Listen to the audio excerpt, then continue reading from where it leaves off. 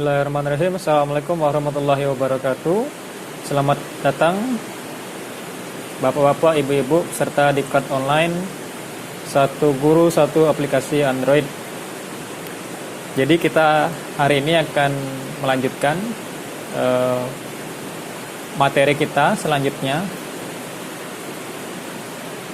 Jadi kemarin kita sudah sampai di tahap kedua. Jadi tahap pertama kita harus membuat sebuah konsep dari aplikasi. Lalu di tahap kedua kita sudah berhasil untuk membuat sebuah user interface ataupun tampilan dari aplikasi kita. Nah, selanjutnya hari ini kita akan memasuki tahapan ketiga, kan bagaimana caranya bisa aplikasi kita ini bisa berfungsi dan berjalan dengan baik. Tapi sebelum itu, kemarin kita masih belum menyelesaikan beberapa fitur yang harus ada di dalam aplikasi kita. Karena kalau kita melihat dari konsep yang telah kita buat sebelumnya adalah ketika screen 1 yang menampilkan satu tombol ini kita klik, maka akan terbuka screen 2. Nah, tetapi ketika kita buka screen 2, terdapat ada 7 tombol baru, ya kan? Yang mana kemudian masing-masing dari tombol ini harus dibuat tampilannya masing-masing, ya. Jadi kita masih punya tugas untuk membuat 7 buah layar baru, ya kan, untuk bisa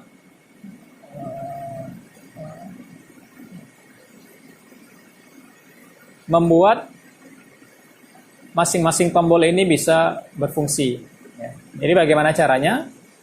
Jadi sama seperti yang saya jelaskan kemarin, kita membuat screen baru sebanyak 7. Jadi dengan cara menekan add screen, ya. 1. Nah, kalau kemarin kita membiarkan nama screen ini dengan nama screen 1 atau screen 2.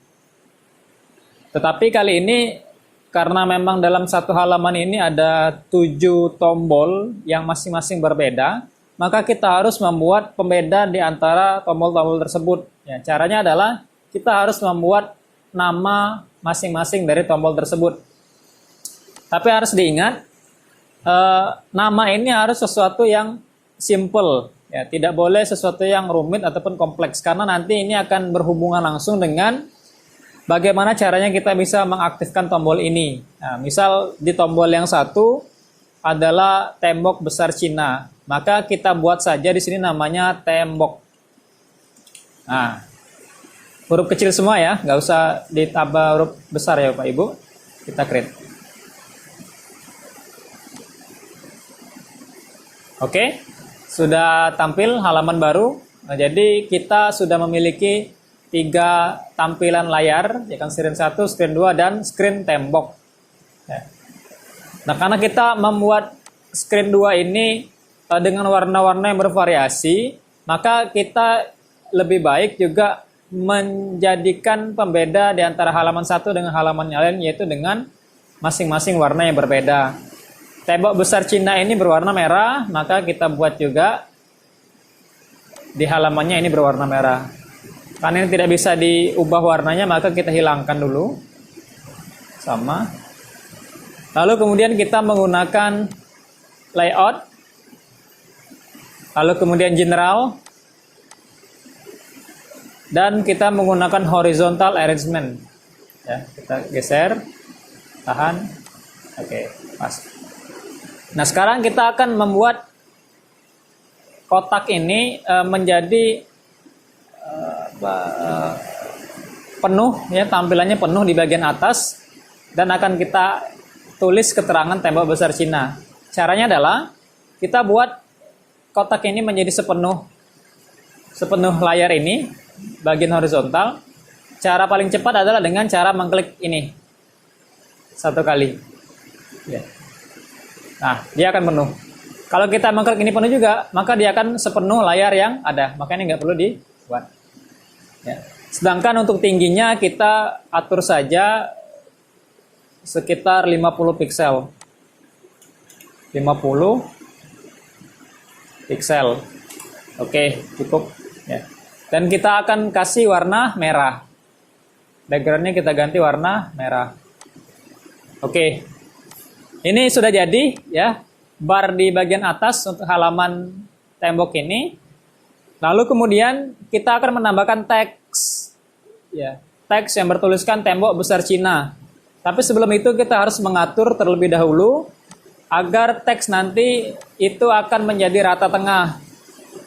Caranya adalah kita atur bagian ini dibuat di center, ini juga di center. Lalu kemudian kita masukkan teks. Ya. Teks itu di user interface, lalu kemudian label. Oke, udah jadi. Sekarang labelnya kita besarkan dengan font 20. Oke. Font bold. Dan warna kita kasih warna putih. Oke. Di bagian keterangan kita tulis tembok besar Cina.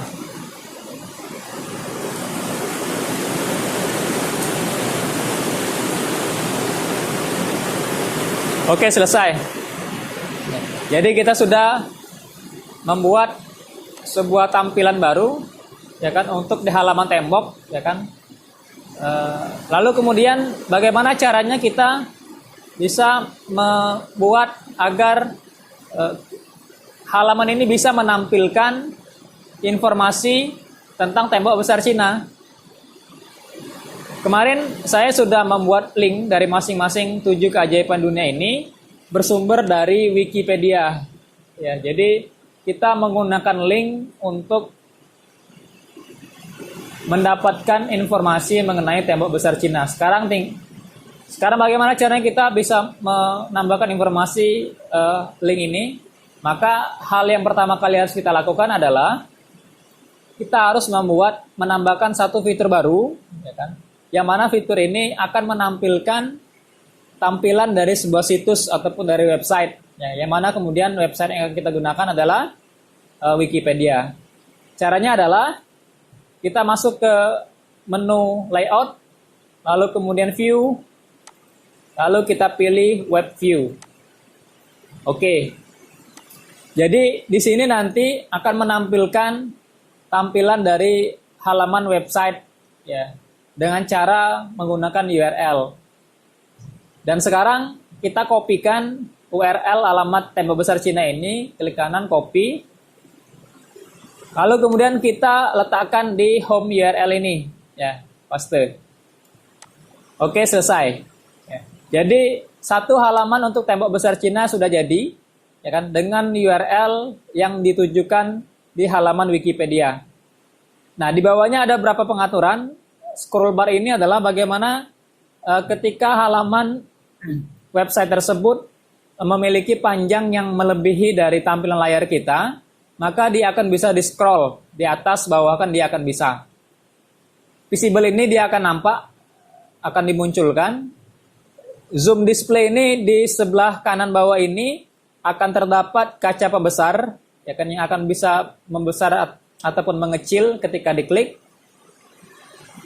Dan zoom enable ini memungkinkan bagi pengguna aplikasi kita untuk memperbesar ataupun memperkecil tampilan di layarnya. Ya. Dan ini bisa kita buat sifatnya opsional, ya, sesuai dengan kebutuhan kita masing-masing. Ya, Bapak Ibu bisa menguji sendiri nanti mana yang paling pas dengan selera Bapak-bapak, Ibu-ibu sekalian. Nah, untuk tembok besar Cina ini sudah selesai. Ya, kita sudah selesai. Nah, sekarang kita akan lanjut untuk membuat keenam tombol yang lainnya, ya kan, dengan cara yang persis sama, ya kan. Jadi pertama kali kita harus buat add screen dulu atas nama Petra, ya kan. Seterusnya kita tambahkan border di atasnya,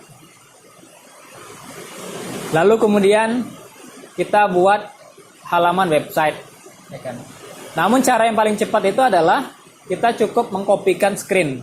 Ya. Klik di sini biar kita nggak susah lagi untuk membuatnya copy screen. Oke, kita beri nama Petra. Copy. Oke, jadi sudah jadi. Nah, sekarang kita sudah punya 4 halaman. Ya, sudah jadi 4 halaman. Ya. Kita lihat di Petra ini warnanya adalah orange, ya kan? Maka selanjutnya kita kasihkan warna orange. Ya. Set dengan teks Petra.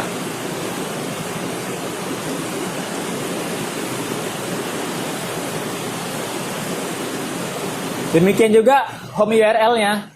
Karena URL yang kita kopikan tadi adalah URL untuk tema besar Cina, maka kita harus menggantikan dengan cara klik 1 kali di sini atau klik di sini boleh.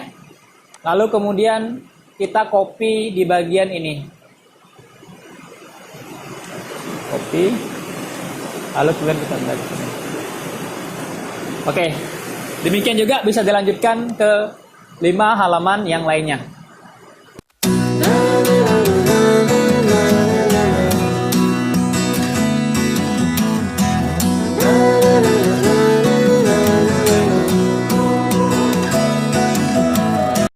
Oke, jadi selesai. Kita membuat tampilan layar baru ya untuk halaman 7 keajaiban dunia. Nah, sekarang kita ada total 9 screen ya. 1, 2, 3, 4, 5, 6, 7, 8, 9. Nah, sekarang aplikasi kita ini sudah jadi. Ya. Cuman sekarang kita masih belum bisa menjalankan fungsi dari masing-masing menu yang ada di aplikasi ini, ya kan? Jadi ketika kita klik tombol ini, maka kita belum akan mengakses di halaman yang kedua, ya kan? Jadi masing-masing tombol masih belum berfungsi. Nah, bagaimana caranya? Nah, sekarang kita akan memasuki ke bagian sesi ketiga, ya kan? Bagaimana caranya agar membuat tombol ini bisa berfungsi? Ya, jadi bapak-bapak, ibu-ibu sekalian, sebelum kita masuk mengenai cara bagaimana tombol kita bisa berfungsi, jadi saya akan mengibaratkan seperti ini dulu. Jadi salah satu hal yang membuat kita gampang untuk memahami bagaimana fungsi dan kinerja dari masing-masing menu ini adalah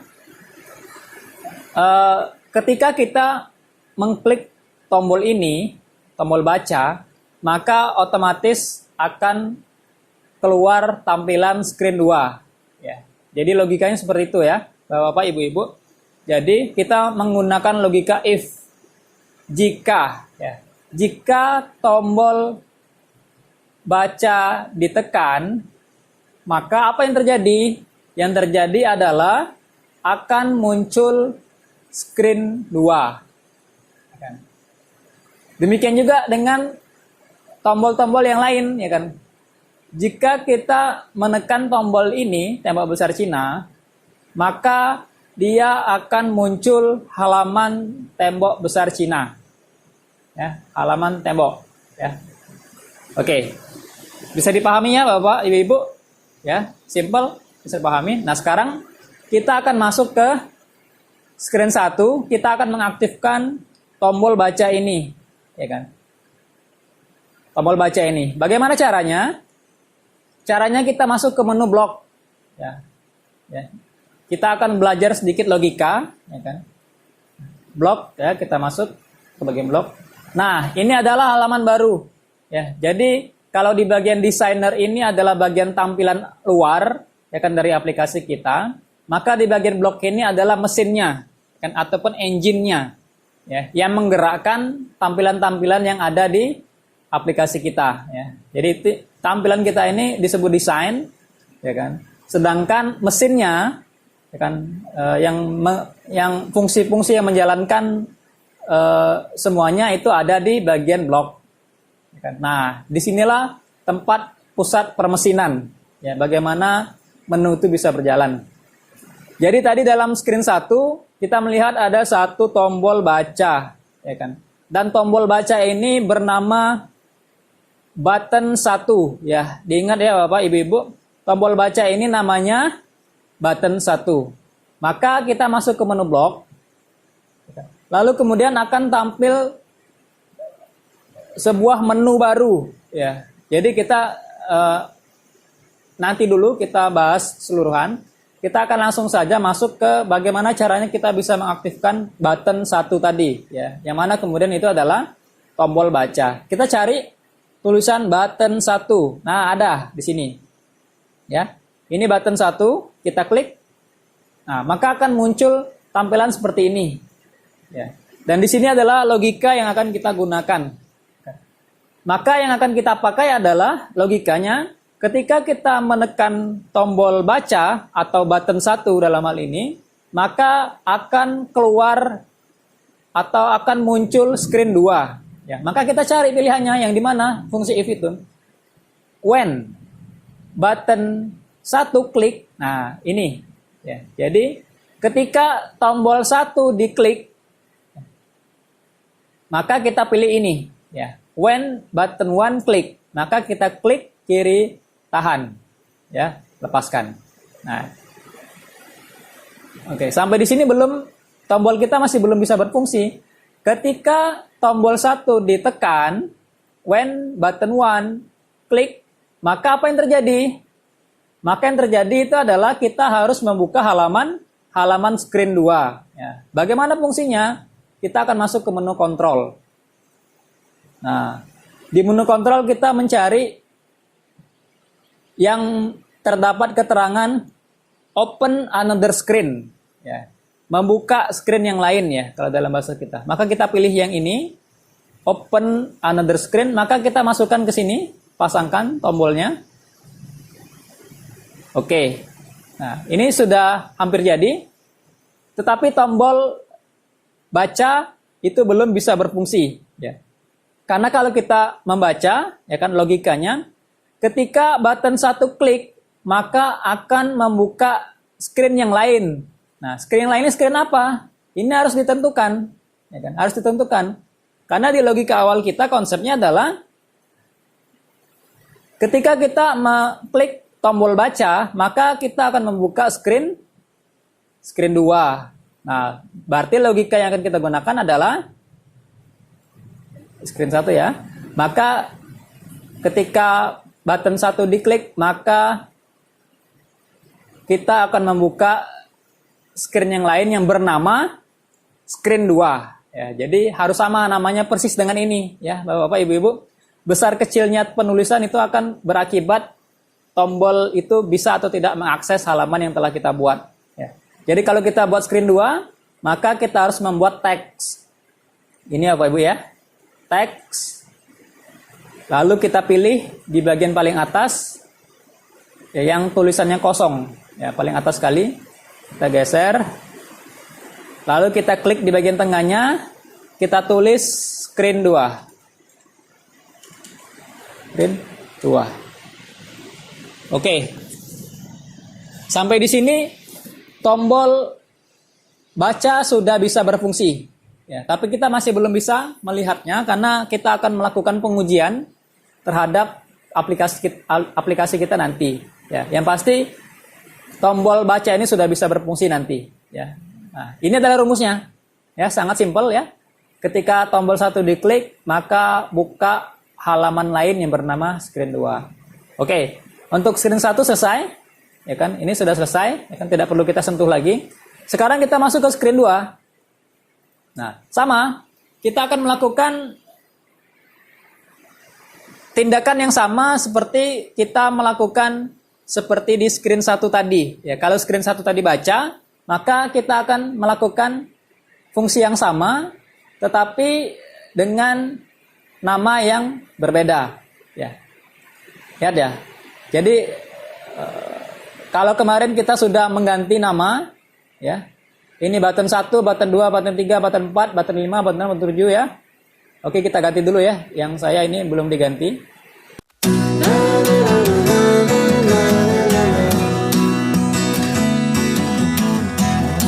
Oke, Jadi kemarin kita sudah memberikan nama untuk tembok besar Cina itu adalah button 1, Petra button 2, Machu Picchu button 3, dan seterusnya sampai dengan yang terakhir itu adalah button 7. Nah, sekarang kita harus ingat ya bahwa memang ini mewakili dari masing-masing dari tombol ini ya. Bapak Ibu sebenarnya bisa ya kan mengganti masing-masing button ini dengan nama yang persis dengan nama-nama yang ada terdapat di tombol ini ya kan. Itu silakan diperbolehkan mengganti.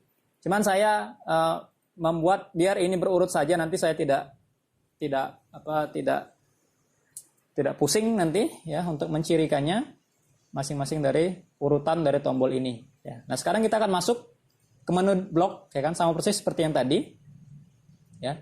Kita masuk menu blok ya, button 1 tembok besar Cina. Oke. Nah, sekarang kita cari menu button 1. Nah, ini button 1. Sekarang kita klik button 1. Nah, maka kita pilih yang bagian atas. Ketika button 1 diklik ya kan, sama kita pilih kontrol lagi, maka akan membuka another screen ya, akan membuka another screen dengan screen name, dengan nama screennya itu adalah button 1 adalah tembok besar Cina. Maka kita buat teks. Nah, nama tembok besar Cina ini kita samakan dengan nama screennya. Apa nama tembok besar Cina? Itu adalah tembok. Ya. Oke, jadi kita samakan persis dengan nama screennya. Itu tembok. Oke, ini sudah jadi. Ya, ini sudah jadi. Ya, sudah jadi untuk satu tombol tembok besar Cina ini. Nah, selanjutnya kita tinggal mengcopy saja. Ya, biar kita nggak susah memilih-milih lagi, kita tinggal copy saja. Caranya adalah klik kanan, duplikat. Ya, jadi kita buat sebanyak 7 duplikat. Ya. 1, 2, 3, 4, 5. Oke. Ya. Oke, kita sudah mempunyai fungsi untuk 7 tombol ya. Jadi masing-masing 7 tombol itu sudah punya masing-masing fungsi. Tapi ini masih error ya, ditandai dengan tanda X ya. Artinya memang ini tidak boleh sama. Ya, karena ini sama dengan menu yang satu tadi ya, tombol 1 itu adalah tembok besar Cina. Sekarang kita akan menyesuaikan dengan masing-masing nama dan juga tombol yang sudah kita sediakan tadi ya, tombol dan juga masing-masing layarnya.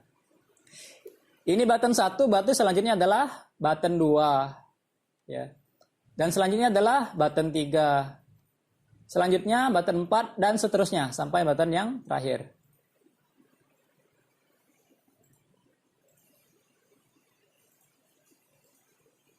Oke, ini sudah betul.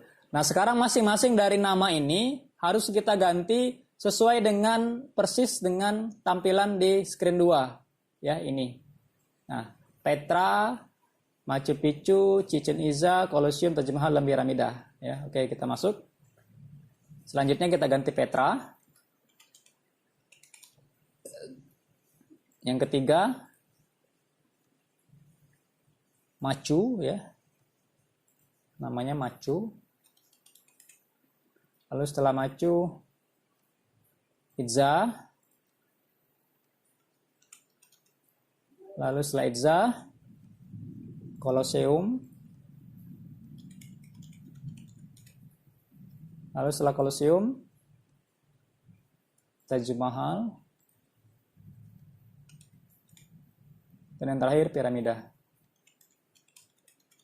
Oke, jadi selesai ya. Jadi semua masing-masing tombol ini sudah bisa berfungsi, ya kan? Kalau tidak ada kesalahan, maka kita akan bisa langsung menggunakan aplikasi kita ini, ya. Jadi kita cek lagi biar memastikan di screen 1 sudah ada betul tombol 1, di screen 2 juga sudah ada 7 tombol yang masing-masing ini sudah berfungsi dengan masing-masing halaman dan juga tombolnya sendiri-sendiri, ya. Oke. Nah, sekarang aplikasi kita sudah jadi. Ya. Nah, sekarang kita akan masuk ke tahapan terakhir. Ya. tahapan terakhir itu adalah kita akan menguji, ya kan, apakah aplikasi kita ini bisa berjalan dengan baik atau tidak, ya kan. Caranya seperti apa? Kemarin saya menyebutkan bahwa ada kurang lebih 7 cara yang bisa kita gunakan. Ada 4 cara yang bisa kita gunakan untuk melakukan pengujian terhadap aplikasi, kan. Maka saya akan jelaskan masing-masing bagaimana caranya. Cara pertama adalah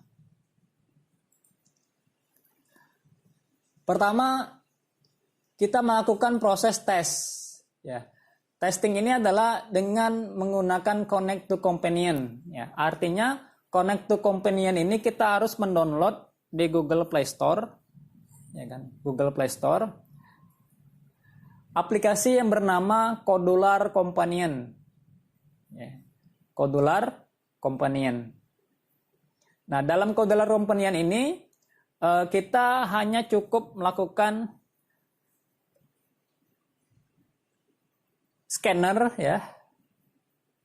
Scanner, ya kan. Nah, kita men-scan, ya kan, QR kode yang muncul, ya kan, dengan menggunakan aplikasi tersebut, ya kan.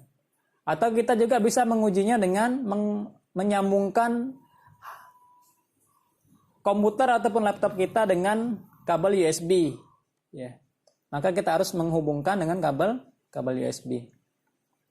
Atau kita menggunakan cara ketiga. Cara ketiga itu adalah kita dengan menyimpan aplikasi, ya, aplikasi ini, ya kan, di komputer kita. Tetapi syaratnya komputer kita harus sudah terinstall emulator, ya. Seperti saya menggunakan emulator Knox, ya kan. Jadi kita bisa mendownloadnya dengan mengklik save, maka dia otomatis akan terdownload.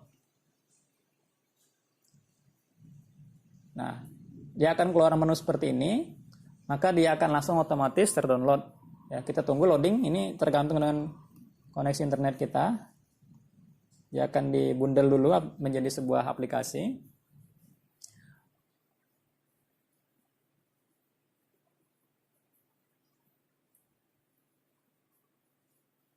Oke, maka dia akan langsung mendownload filenya, ya kan. Nah, ini bisa langsung diuji coba, ya kan, dengan menggunakan emulator yang kita punya, kan. Atau kita bisa menguji langsung di HP kita masing-masing, ya, di smartphone bapak-bapak, ibu-ibu masing-masing. Caranya adalah dengan mengekspor, lalu kemudian kita generate QR code.